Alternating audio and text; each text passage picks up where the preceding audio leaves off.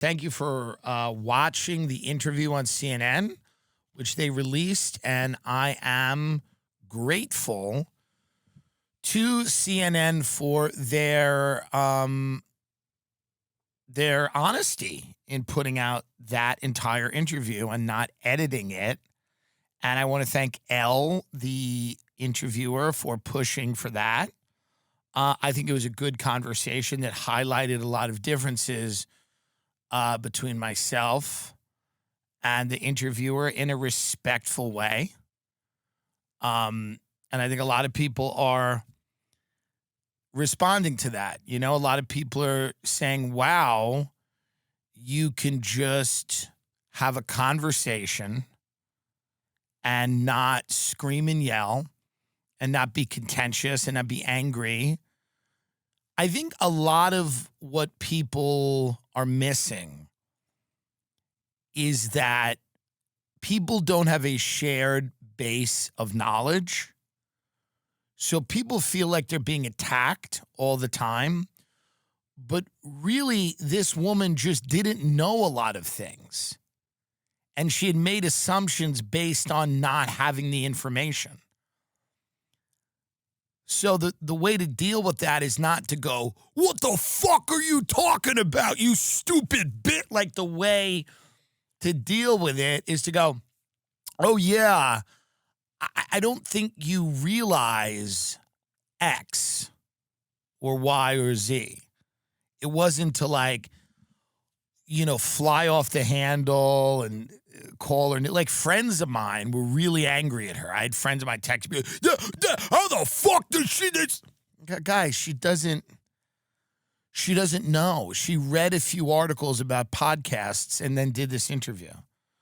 She's not a student of comedy. She's not a scholar of comedy. She doesn't understand a lot of the topics that she's talking about. Or there are gaping holes in her understanding of certain things. And if I can correct her in a nice way, that's the way to do it. That's the way to do it. And I think she probably left that interview going, okay, because her premise is that comedy is owned by Joe Rogan. And the podcasts that are the ones that Trump went on and Vance are the only podcasts that exist or are the biggest. And that's simply not true. Comedy has people from all stripes. A lot of them are very successful. A lot of them, people have no idea who they are because everybody's siloed in their own bubble. I tell people all the time how well other people are doing, and friends of mine are shocked. I go, you know that guy's doing this? And they go, what? What? Because they're not in that, it's not in their algorithm or on their feed. They're not being exposed to it. They don't know. Amy Poehler has a tremendously popular podcast. But a lot of people don't even know she has one. But now they're doing all those rankings, and you go, oh, Amy Poehler's got a really popular podcast. The Midas Touch is a very popular liberal podcast with these lawyers who are brothers or whatever. But a lot of people wouldn't know what that is, but it gets a ton of downloads. You know, this whole idea that 4 or 5 podcasts were the deciding factor in the election is a very convenient belief. It's not true. I said it the day after the election. I recorded from Miami. I said it. No one's going to buy this. No one's going to buy that Theo Von swayed the course of human history. I love Theo Von, but you're putting too much pressure on him. That's not what happened.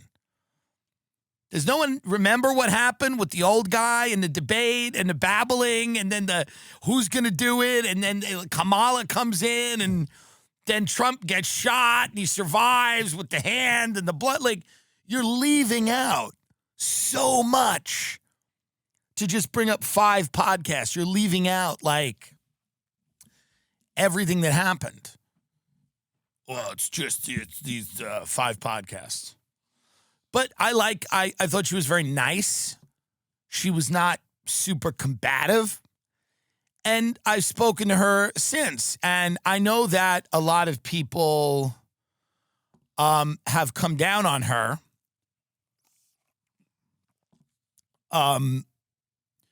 But her point of view is not unique. That's not a rare point of view. People are calling me, who is she? How'd they let her do that? That is a point of view that is held by the majority of people in the media that I speak to who are trying to reconcile all of these things in their head. Comedy's right-wing now. Da-da-da-da-da. A lot of the people they describe are right-wing are more centrist. Some of them aren't. But the idea that they dominate all of comedy is untrue. It's completely untrue.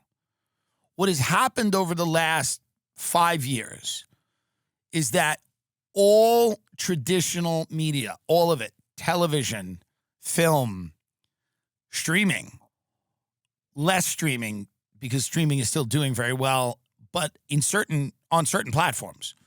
But all traditional media has declined and is in probably a terminal decline, free fall.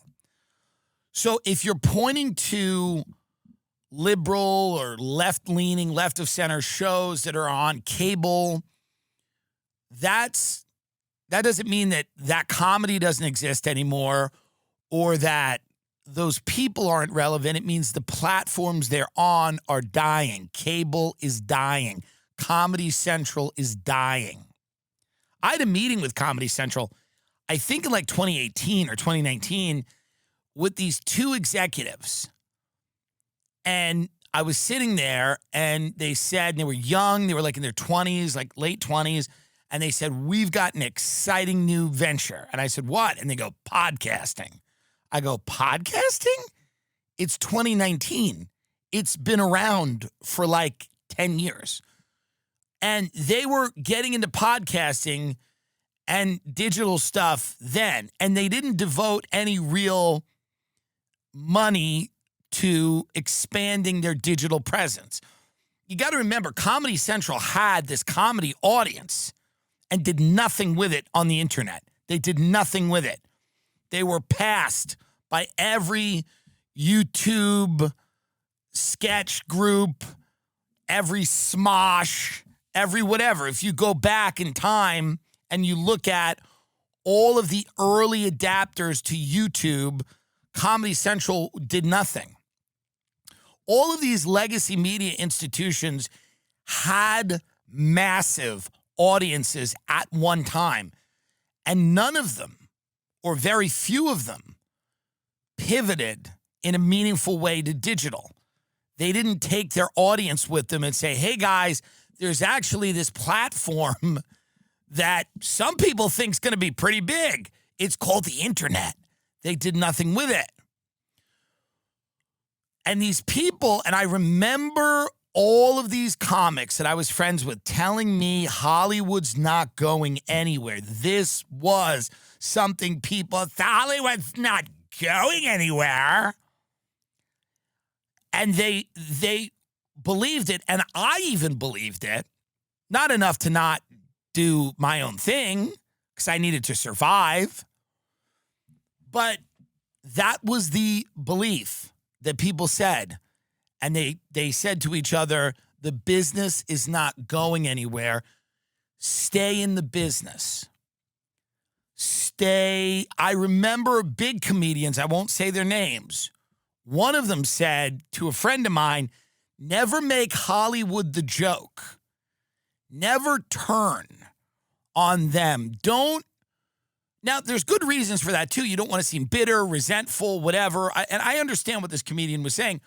But I think he was saying to the person, like, play your position no matter what.